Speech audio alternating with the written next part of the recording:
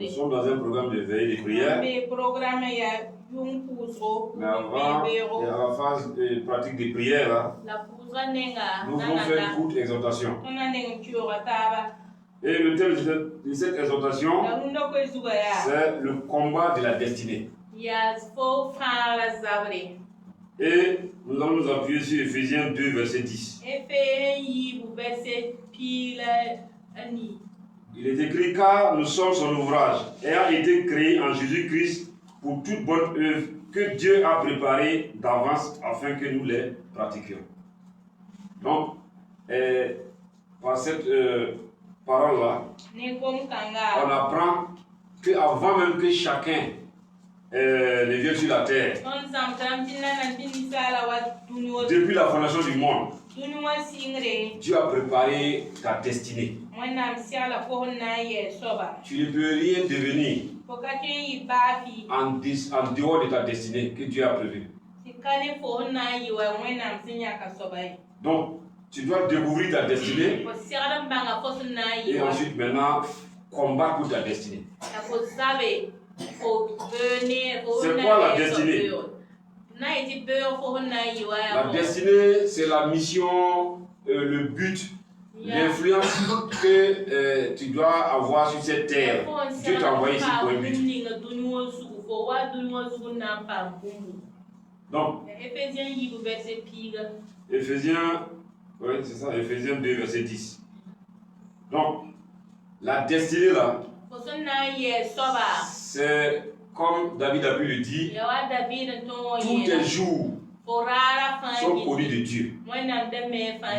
Depuis la conception dans le ventre de ta mère jusqu'à la fin, Dieu connaît.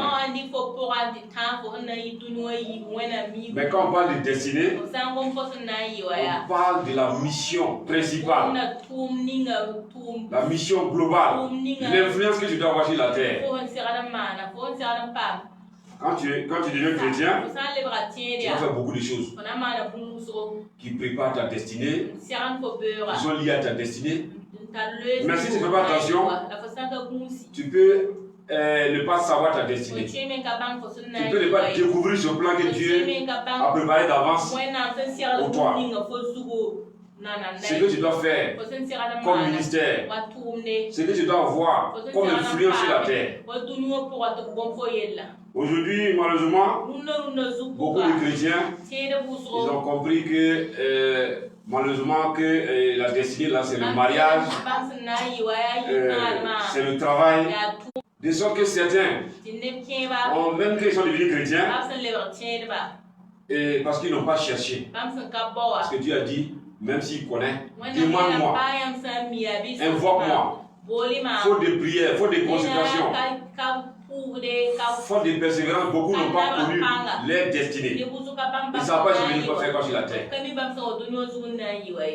Maintenant, il y a des gens qui ont la connaissance de leur destinée, mais qui peuvent mourir sans voir cette destinée dans sa vie. Parce que justement, ils n'ont pas combattu pour leur destinée. Donc, c'est pourquoi nous parlons du combat de la destinée. Donc, à travers une vision, à travers une prophétie, Dieu peut te révéler ta destinée. Quand tu te réveilles, tu as comme l'impression que le lendemain, là, ça va s'accomplir. Mais en fonction de ton étoile, si ce n'est pas dans le quartier, personne ne sait que tu as vécu. Pourtant tu es chrétien, pourtant tu as l'onction. Mais les chrétiens qui ont marché sur cette terre, à commencer par les apôtres dont on parle aujourd'hui, dans nos générations, il y a des serviteurs de Dieu dont l'influence est partout. Parce qu'ils ont découvert leur destinée et ils ont combattu pour cette destinée. Ils ont fait des inventions qui ont changé le cours de l'histoire. Mais les chrétiens, beaucoup ne cherchent pas à savoir ces choses. C'est pourquoi parmi les chrétiens, il n'y a plus de gens qui font des inventions. Il n'y a plus de gens qui influencent la terre dans nos générations. Pourtant, Dieu a prévu ces choses-là pour les chrétiens. Le ministère ne consiste pas seulement à prêcher l'évangile, guérir les malades, mais la construction des hôpitaux, les ONG, et les inventions, tout ça, ça fait partie de la destinée. Mais il y a le combat de la destinée. Comme je dis là, chacun, tu peux prier pour te marier. Et beaucoup de gens restent dans ce combat. Jésus n'est pas venu à cause du mariage. Jésus n'est pas venu à cause du travail. Beaucoup de ministères tournent autour de ça. Aujourd'hui, tout le monde, les ministères tournent autour de la délivrance. Après la délivrance, où est ta destinée? Jésus te délivre pour un but. Donc, si tu ne découvres pas ta destinée, ou si tu ne combats pas pour ta destinée, ou si tu te trompes de combat, tu vas quitter ce monde-là sans influencer ta génération et sans faire les bonnes œuvres que tu as préparées d'avance afin que tu les accomplisses. Donc, il y a beaucoup de combats qu'on fait. Mais il y a le combat même de la destinée. C'est-à-dire ce que Dieu t'a révélé. Ou ce qui a été révélé de toi.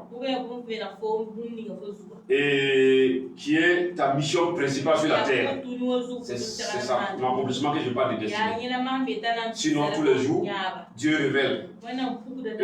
Tu vas avoir tel travail. Mais ça, c'est pas ta destinée. Dieu révèle que tu vas avoir un mariage. Ça, c'est pas ta destinée. Dieu peut révéler que tu auras un grand ministère. Mais tu peux mourir sans accomplir ce ministère. C'est le ministère là que je parle. C'est de ce travail que tu dois faire sur la terre qui va influencer ta génération là que je parle. Donc, beaucoup de nous là, et nous ne découvrons pas ces choses parce que nous voulons les mêmes choses que les gens du monde veulent. Donc, nous allons parler, prendre des exemples. Et commencer par Abraham, le père de la foi. Dans Genèse 12, Abraham va recevoir une promesse. L'Éternel dit à Abraham, va-t'en de ton pays, de ta patrie, de la maison de ton père, dans le pays que je te montrerai. Je ferai de toi une grande nation et je te bénirai. Je rendrai ton nom grand et tu seras une source de bénédiction. Ça, c'est la destinée. Avant qu'Abraham ne rencontre Dieu, Abraham était riche. Si vous lisez la Bible, Abraham était fort riche. Donc, prier pour devenir riche, ce n'est pas la destinée. La richesse peut être un aspect. La richesse peut t'accompagner.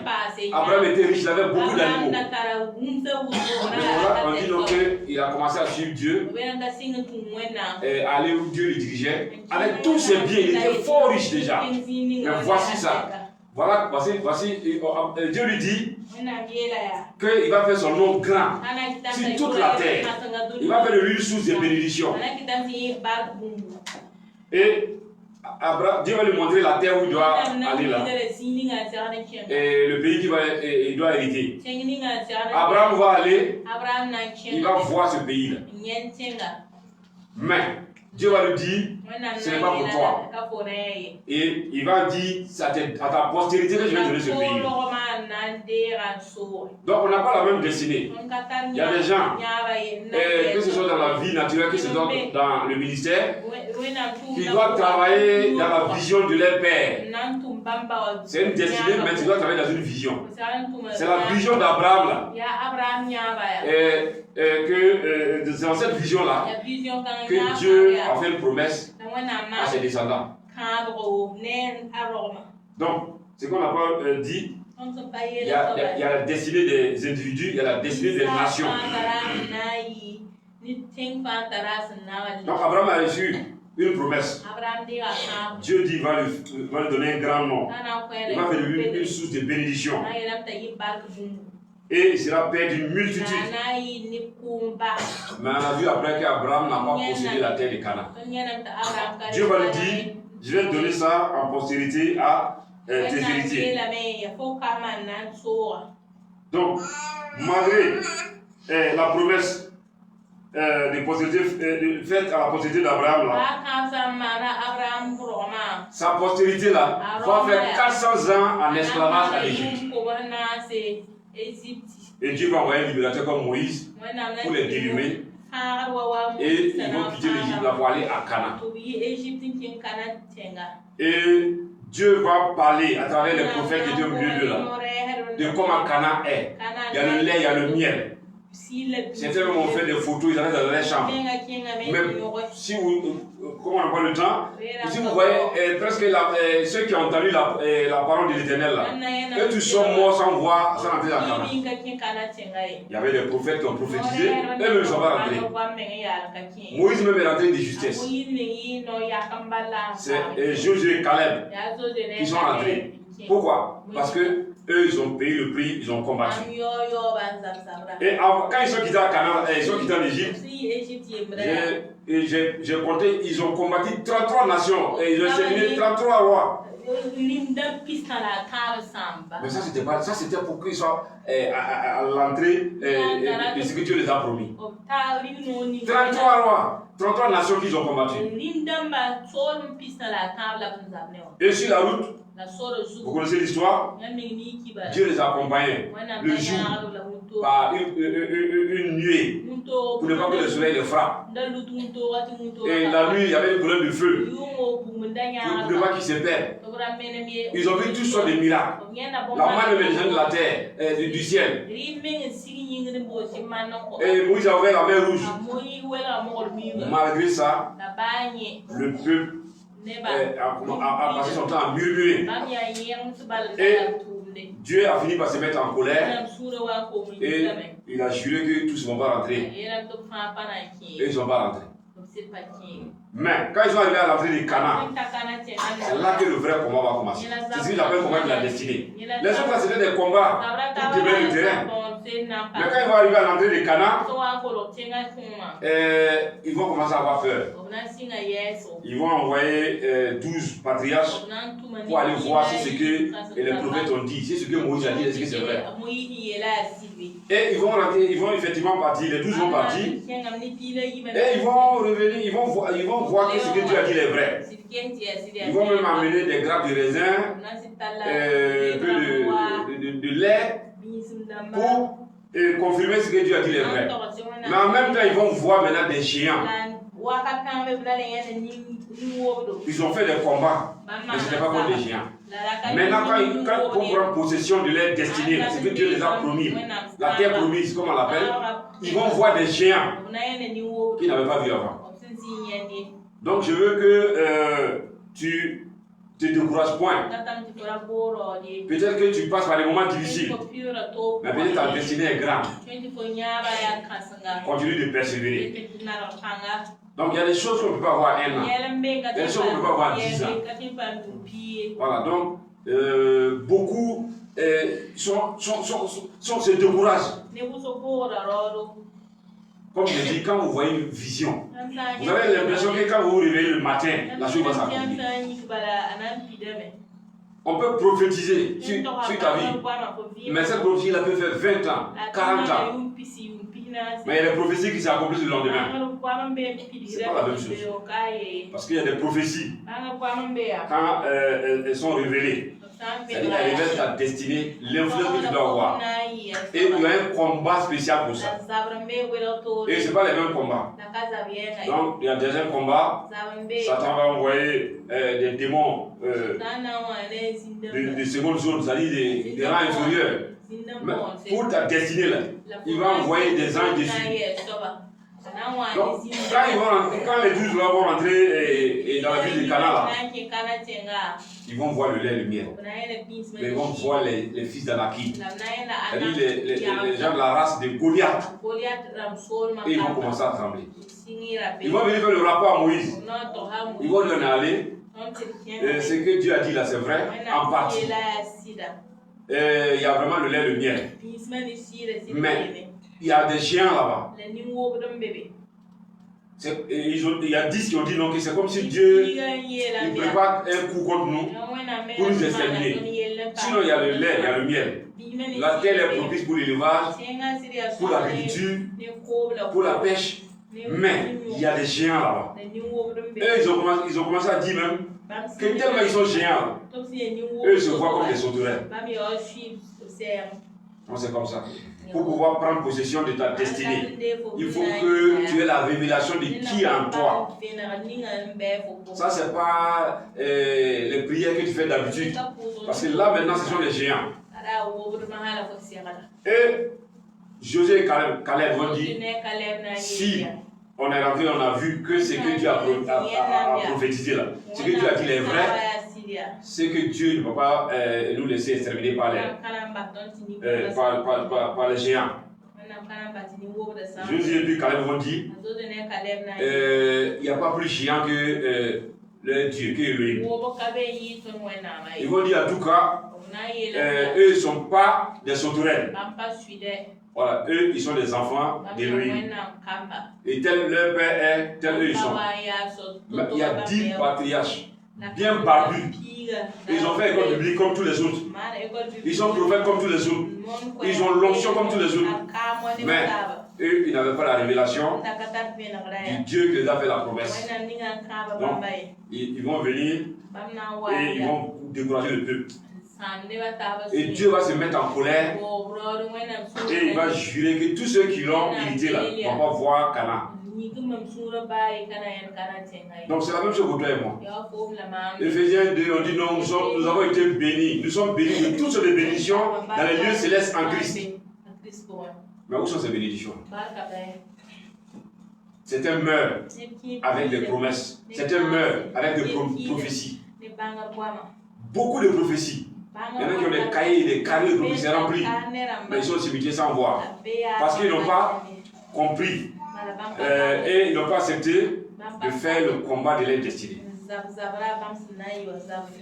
Donc c'est ainsi que la terre est promise là a été pris, c'est-à-dire que les Juifs ont pris possession, mais c'était les enfants, ce n'est pas ceux qui ont entendu la promesse. C'était seulement Josué et Caleb.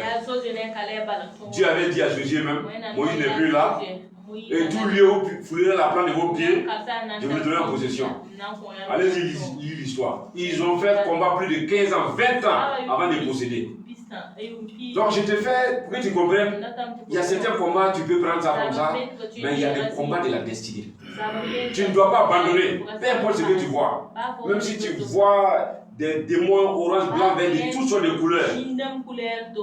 Même si le diable lui-même, il se présente à toi, tu dois dire seulement que celui qui est en toi là, il est plus grand, et celui qui t'appelle la promesse est fidèle, il ne va pas t'abandonner. Donc, vous voyez qu'il y a différents types de combats. Ils ont vaincu 33 nations. Mais arrivés à l'entrée de Canaan, ils se sont découragés, ils ont murmuré, ils ne sont pas rentrés. Donc, il y a également Joseph, un jeune homme qui a l'âge de 13 ans. Il va avoir une vision qui sera répétée, comme quoi il va devenir grand, il va dominer, et ses frères même vont commencer à le combattre. Joseph aussi, quand il a eu la vision, Dieu n'a pas dit qu'il y aurait un combat. Il était content, il racontait à tout le monde. Et ça va susciter un combat. Mais c'était des petits combats d'abord. Puisqu'on va le prendre, on va le mettre dans un puits, on va le vendre comme esclave. Il va arriver en Égypte, il va être vendu. Il va dans la maison de Potiphar. Et il va faire prospérer l'onction. Voilà, il va faire prospérer tout dans la maison de Potiphar. Mais, pour ne rien, on va l'accuser. Jézabel est venue l'attaquer à travers la femme de Pharaon. Donc, voici une femme qui suit beaucoup de serviteurs de Dieu. Et surtout ceux qui sont dans les musées prophétiques, qu'Isabelle aime attraper. Une femme très âgée, la femme d'un roi, un jeune homme qui est esclave. Et elle veut coucher avec lui. Elle voit quelque chose en toi que toi-même tu n'as pas, tu ne sais pas qui tu es, tu vas voir ça facilement. Aujourd'hui, combien de jeunes serviteurs sont entretenus par des femmes ou bien voilà, des pasteurs qui ont vendu tout ce qu'ils ont là à cause des présents, des cadeaux. Tu ne sais pas ce que tu as. Tu n'es pas n'importe qui. Donc, elle va accuser Joseph de vouloir la brutaliser et Joseph va se trouver en prison. Et il pensait que la vision que Dieu lui avait donnée là, c'est fini. Vous connaissez l'histoire? Au temps marqué par Dieu, Joseph va sortir de prison et il va régner. Il sera très élevé en Égypte. Il sera même le second. C'est ce qu'on appelle destiné. Là, il a influencé toute la génération, avec toute sa génération. Puisqu'en ce moment, l'Égypte était la première puissance. Joseph, il va influencer toute la terre. Pharaon était au-dessus de lui, juste pour la forme. C'est Joseph qui va donner la stratégie pour sortir de tous les problèmes de sa génération. C'est Joseph qui va dominer au point où son père et sa mère, comme il avait vu là, vont venir s'agenouiller devant lui. Mais ça a pris du temps. Joseph a beaucoup souffert, mais il a fini par rentrer dans sa destinée. Et il y a Daniel, le prophète Daniel. Et lui, il avait vu par les livres que le prophète Jérémie avait prophétisé que le peuple d'Israël va aller en esclavage pendant 70 ans. Et après, il va revenir. 70 ans sont arrivés. Mais le peuple est toujours en esclavage. Donc, le combat de la destinée, c'est pas un jeu. Beaucoup de gens qui reçoivent des promesses, ils s'asseyent, ils dorment, ils se disent ça va s'accomplir. Ça, ce n'est pas les promesses en lien avec ton influence, ta destinée. Et Daniel, il voit que ça ne s'accomplit pas. Daniel va commencer à faire 21 jours de jeûne. En fait, il avait commencé un jeûne, il n'avait même pas dit c'était combien de temps. Mais quand il a commencé son jeûne, vous savez, l'histoire, dès le premier jour, ça a plu à Dieu. Parce qu'il fallait quelqu'un pour prier, pour combattre, pour que ce que Dieu avait prévu là se manifeste. Et Daniel va faire, Daniel était un prophète, mais un prophète intercesseur. En réalité, il était un intercesseur. Et dans l'intercession, un vrai intercesseur, quand tu pries, Dieu te révèle des choses par rapport au sujet. Donc, Daniel va prier et Dieu va accomplir la promesse. Mais pourtant, Dieu avait déjà dit que si 70 années arrivent, le peuple va revenir de l'esclavage. Mais le temps est arrivé, mais il n'y avait rien. Peut-être pour toi le temps est arrivé, mais c'est parce que tu refuses de combattre. Donc, tu ne peux pas éviter le combat de ta destinée. Je parle d'un combat qui est différent de tous les autres combats. Tu peux combattre pour d'autres choses, tu peux combattre pour les gens, mais toi-même tu as une destinée. Et si tu ne la connais pas, c'est pas grave, continue de prier. Et Dieu peut te révéler ça. Voilà. Et c'est ce que Dieu a dit à travers Jérémie. Jérémie 19, verset 11. Il dit, car je connais les projets que j'ai formés sur vous, dit l'Éternel. Projets de paix et de bonheur, afin que vous ayez, afin de vous donner un avenir et de l'espérance. C'est-à-dire que Dieu a un plan pour toi. Mais combien de personnes découvrent le plan que Dieu a pour les Et maintenant, quand tu découvres ce plan, même quand Dieu t'a montré ton canard, il y a un combat à faire. Et ce combat-là, c'est un combat sans pitié. Et c'est un combat où beaucoup ont échoué. Mais toi et moi, par la grâce de Dieu, nous y arriverons. Et on va terminer en revenant dans la nouvelle alliance. Pour parler de l'apôtre Paul. Et sur le temps de Jésus lui-même. L'apôtre Paul. Et au départ, il combattait l'église. Dieu va se révéler à lui puissamment. Et il va demander à Dieu, qu'attends-tu de moi? Et Dieu va l'envoyer chez Ananias. Et on va prier pour lui. Et on va lui révéler sa destinée. Tu vas faire une grande œuvre pour Dieu, mais tu vas souffrir beaucoup. Paul a commencé. Nous ne sommes pas patients. Aujourd'hui, quand quelqu'un, on dit Dieu l'a appelé, on ne peut plus l'arrêter. Il y a des gens, Dieu a bipé son nom. On voit l'appeler après. Mais le bip là, lui, c'est fini. Il est inarrêtable. L'apôtre Paul, quand il a été converti, il a commencé à prêcher. Il n'y avait aucun miracle, aucun signe, rien. Il ne connaissait même pas la Bible. Il s'est retiré dans le désert d'Arabie pour aller se préparer. Pendant 4 ans, 5 ans, il a étudié la Bible. C'est là qu'il a eu beaucoup de révélations. Après qu'il a mis sur papier. Paul a attendu jusqu'à 17 ans. C'est 17 ans après que le Paul qu'on voit qui fait des signes, des miracles, des prodiges, qui faisait des voyages missionnaires. C'est après 17 ans. Donc, mais il faut persévérer pour arriver. Dieu t'a révélé ta destinée. Il y a une étape que tu dois franchir. Il y a des étapes de préparation. Il y a une étape maintenant où tu dois rentrer en possession de ce que Dieu t'a promis là. Donc tu ne dois pas baisser les bras. Et tu dois payer le prix pour voir les choses que Dieu t'a révélées. Et personne n'a jamais dit c'est facile. Jésus n'a pas dit que c'est facile. Pierre, Paul n'ont jamais dit c'est facile. Mais aujourd'hui, on entend partout dans l'église que c'est facile. Jusqu'à même dire qu'il y a des gens qui disent qu'ils ont l'onction auto. Il y en a qui disent qu'ils ont l'onction des minutes. Je ne sais pas si c'est le même Dieu là. Donc, les gens parlent des choses qui accompagnent la destinée mais qui n'ont rien à voir avec la destinée. Les gens parlent du mariage, les gens parlent du voyage, les gens parlent tout c'est ça. Mais est-ce que Dieu t'a envoyé sur la terre là pour ça?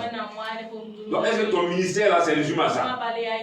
Toi tu es venu sur la terre là, c'est juste pour ça. Voici des gens qui ont écrit des livres et que nous lisons. Leur influence est partout sur la terre. Ils ont fait des voyages missionnaires partout. Et toi, tu te contentes des miettes que Dieu te donne. Et tu refuses le combat ou que tu n'es pas conscient du combat. Jésus-Christ, il est 100% homme, 100% Dieu. Et quand il est né, il savait qui il était. Il avait l'onction sans mesure. Il connaissait son appel. Mais Jésus-Christ a attendu 30 ans de préparation pour 3 années de ministère. Bon, aujourd'hui, nous n'avons pas le temps. Voilà. Ceux qui sont patients, même, ils vont à l'école biblique pour sortir. Ceux qui ne sont pas patients, dès lors qu'il y a une petite Bible seulement, ils sortent. Voilà. Il commence à faire le ministère. Et il n'est pas conscient du danger. Donc, Jésus a attendu 30 ans. Et il a fait un ministère de 3 ans. Mais 3 ans qu'il a fait, il a influencé toute la terre. Et de génération après génération, son influence est là. Le combat de ta destinée. Dieu peut permettre que des gens t'accompagnent. Mais c'est un combat également que tu vas mener seul. Jésus lui-même, pour accomplir le salut de l'humanité, il devait passer par la croix. Et quand le temps pour être crucifié est arrivé, Jésus a commencé à avoir des visions de la crucifixion. Il a commencé à trembler, à gémir. Il va prendre 2 de ses plus fidèles disciples là. Accompagnez-moi, on va aller prier.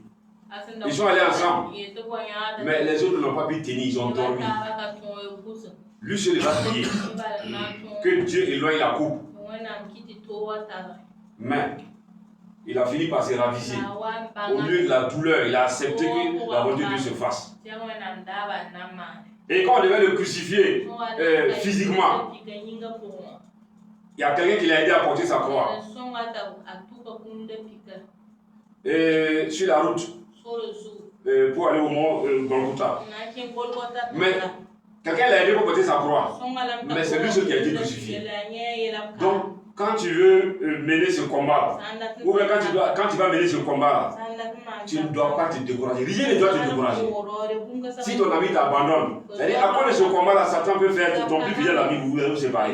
Ta femme, même si vous allez vous séparer. Les lieux où tu es là, on peut te chasser. On peut même te mettre en prison. On peut monter des complots contre toi. Mais si tu es violent, tu ne vas pas quitter la terre là, sans rentrer dans ta destinée. Mais si tu es un peureux, comme ces 10 patriarches qui sont allés, ils ont vu les choses que Dieu a dit. Malgré ça, ils ont eu peur. Et ils ne sont pas rentrés. Donc le tout n'est pas de voir. Le tout n'est pas de savoir. Mais il y a un combat qui est là. Donc toi et moi, nous avons été déjà bénis de toutes sortes de bénédictions dans le lieu céleste. Nous avons été bénis de toutes sortes de bénédictions dans le lieu céleste en Christ. La bénédiction dont je parle, ça n'a rien à voir avec les bénédictions auxquelles la plupart des gens pensent. Puisque nous avons été bénis en Christ. L'argent peut faire partie parce que je suis la terre, mais la bénédiction, je ne parle, c'est pas l'argent. Pierre n'avait pas l'argent. Il dit, je n'ai ni or, je n'ai ni argent. Mais au nom de Jésus-Christ, lève-toi et marche. Si la bénédiction, c'est ce que les gens cherchent aujourd'hui, 99% de l'église cherche ses bénédictions, enseigne ses bénédictions. Mais si c'est ça, c'est qu'on insulte Jésus, on insulte les attributs de Jésus, on se fout de Jésus. Jésus n'est pas notre Dieu, on l'utilise comme un serviteur. Et tous ces gens qui sont dehors, les occultistes, les francs-maçons, les commerçants qui ne connaissent pas Jésus, ils ont les étages. Si c'est ça la bénédiction, donc Jésus, lui, peut-être qu'il ne sait pas ce qu'il veut, il est venu mourir pour rien. Moi, je te parle de découvrir ce pourquoi Dieu t'a envoyé sur la terre et d'être prêt à payer le prix pour entrer dans ces choses.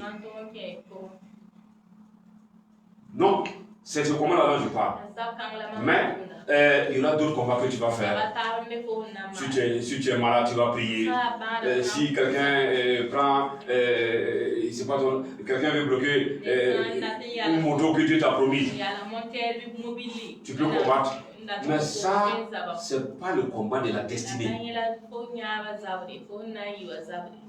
Donc, si tu veux vraiment découvrir ta destinée, si tu ne la connais pas, c'est pour ces choses-là qu'on doit faire 40 jours de jeûne.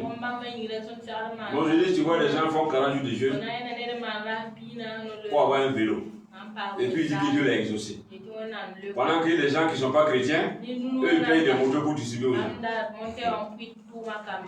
Donc, chrétiens, réveillons-nous. Il y a un combat terrible. Pour nous de la dernière génération, c'est-à-dire qui allons voir Jésus. Il y a un combat pour que tu disparaisses, pour que tu abandonnes même Jésus. Maintenant, tu dois combattre dans tout ça là, pour que ce que Dieu t'a promis là s'accomplisse. Les bons œuvres qu'il a préparés d'avance là, tu dois combattre pour voir ces choses. Si tu ne les connais pas, prie pour les connaître. Si tu les connais, sache qu'il y a un combat. Tu peux t'entourer des personnes qui vont t'aider et on peut t'abandonner. Il peut y avoir toutes choses de problème. Mais celui qui est fidèle, celui qui persévère jusqu'au bout là, il ne va pas quitter cette terre là sans rentrer dans sa destinée. Tu vas influencer ta génération. Voilà. Et c'est ce que Dieu attend de nous. Et beaucoup de gens avant nous ont réussi ça. Si on regarde dans Hébreux 11 là, on a vu les gens qui ont payé le prix et ils ont beaucoup obtenu ce que Dieu les avait promis. Donc nous allons nous arrêter ici. Que Dieu vous bénisse et que Dieu vous donne de rentrer dans votre terre promise. Il n'y a aucun géant qui peut vous arrêter si vous avez la révélation de votre Dieu et si vous avez la révélation de qui vous êtes. Celui qui est en vous est plus grand que celui qui est au dehors. Peu importe la forme, que Satan se transforme en serpent, en crocodile, en quoi, que c'est toi de sataniste de 15e degré, ça c'est. On dit celui qui est en toi est plus grand que celui qui est dehors. Celui qui t'a fait la promesse là, il est fidèle. Il n'est pas un homme pour mentir, ni un fils d'homme pour se repentir. Donc, il t'appartient de prendre position, de payer le prix pour le combat. Donc, que Dieu te donne de rentrer dans les choses qu'il t'a promises. Que Dieu te donne de rentrer dans ta destinée, dans la terre promise. Que Dieu te donne d'influencer ta génération. Qu'il te forme au-delà de tes attentes. Dans le nom de Jésus-Christ, j'ai prié. Amen.